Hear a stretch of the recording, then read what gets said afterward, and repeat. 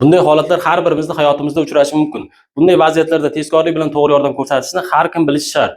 To'g'ri ko'rsatilgan yordam nafaqat sizni, balki farzandlaringiz, yaqinlaringiz hayotini saqlab qolishi mumkin yoki og'ir asoratlarni olishi mumkin. Bolalarni 3-5 minut, kattalarni 5-6 minut nafas olmasligi miyada ortga qaytmas o'zgarishlarga, balki miya o'limiga ham sabab bo'lishi mumkin. Bunday holatda cho'kkan bemorni zudlik bilan xavfsiz hududga olib chiqamiz va bemor holatini baholaymiz. Bemor yig'lasa, gapirsa yoki yo'talsa, demak nafas olib turibdi. Bemorni yon tomonga yotqizamiz va tez yordam chaqiramiz. Tez yordam kelguncha bemorning ahvolini nazorat qilib turamiz. Agar bemor hushsiz bo'lsa, nafas olmayapti, yuragi urmayapti, bemorni zudlik bilan holatini baholashimiz kerak. Bemorni uyg'otamiz. "Hoy bola, o'zingga kel. Bola, o'zingga kel." Bemor o'ziga kelmadi. Zudlik bilan holatini baholashimiz kerak. Bir qo'limiz bilan pulsini o'lchaymiz, quloqimiz bilan nafasini eshitamiz va ko'zimiz bilan ko'krak qafasini harakatini kuzatishimiz kerak bo'ladi. Bemor nafas olmayapti, ko'krak qafasining harakati yo'q, pulslar aniqlanmadi. Bunda bemorga zudlik bilan o'pka yurak reanimatsiyasini bajarishimiz kerak bo'ladi.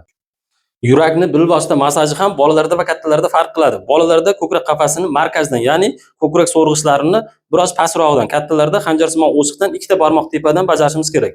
Bolalarda, asosan 1 yoshgacha bo'lgan bolalarda ikkita barmoq bilan yoki ko'krak qafasini o'ragan holatda ikkita bosh barmog'imiz bilan bajarishimiz kerak. Kattalarda bo'lsa, qo'limizni kaf sohasini qo'yib yoki bunaqa holatda 30 marta bosim berishimiz kerak. 30 martadan keyin 2 marta yana nafas, 30 marta bosim beriladi. Agar qutqaruvchilar ikkita bo'ladigan bo'lsa, 15 marta ko'krak qafasini massaji va ikkita nafas bilan bajarishimiz kerak. Bu holatlar ketma-ketlikda davom ettiriladi. Bemor o'z holatiga kelguncha yoki tez yordam yetib kelguncha shunaqa holatda bajarib turishimiz kerak.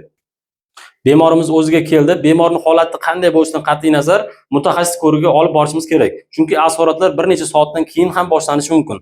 Videoni yo'qotib qo'ymaslik uchun saqlanib qilib, ko'proq ota-onalarga yetib borish uchun like bosib, yaqinlaringizga yuborib qo'ying. Savollaringiz bo'lsa, izohlarda yozib qoldiring. Sog' bo'ling.